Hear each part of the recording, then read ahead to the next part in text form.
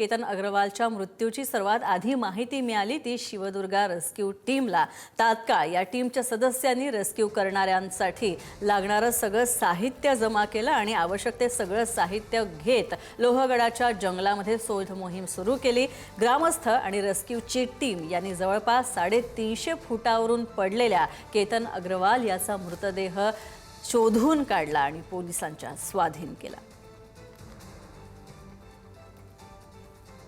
अग्रवाल प्रकरणामध्ये केतन अग्रवाल हा लोहगडावरनं 250 पेक्षा जास्त फूट खोल दरीमध्ये पडला। मात्र त्याचा मृतदेह ज्यांनी सर्वात प्रथम पाहिला आणि त्याला रेस्क्यू केलं ते म्हणजेच शिवदुर्ग रेस्क्यू टीमचे सुनील सर आपल्यासोबत आहे। काय सांगाल सुनील सर?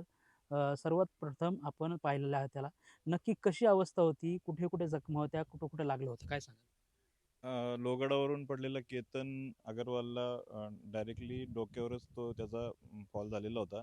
डोक्यामध्ये कवटीचा भाग बराचसा फुटलेला होता, म्हणजे जवळजवळ निम्म डोकं त्याचं चेंबलेलं होतं आणि अंगावरही झाडांच्या फांद्यांच्या किंवा दगडाच्या घासल्यामुळे मोठ्या जखमा होत्या।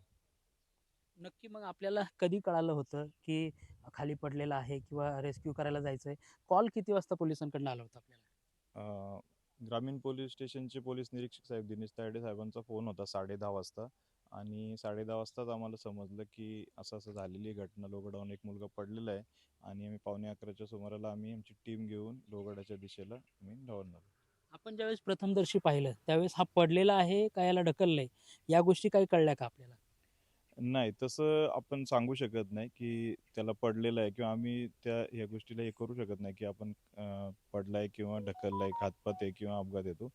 तो नंतरच्या तपासातलाच भाग आहे, त्यामुळे बघता क्षणी किंवा त्याला लगेच बॉडी बघून आपण ते नाही डिक्लेअर करू शकत। नक्कीच या ठिकाणी ज्यांनी त्या शवाला म्हणजेच केतन अग्रवालला बाहेर काढलं, तेव्हा प्रथम केतन अग्रवालच्या शवाला पाहणारे हे होते शिवदुर्ग रेस्क्यू टीमचे सुनील गायकवाड।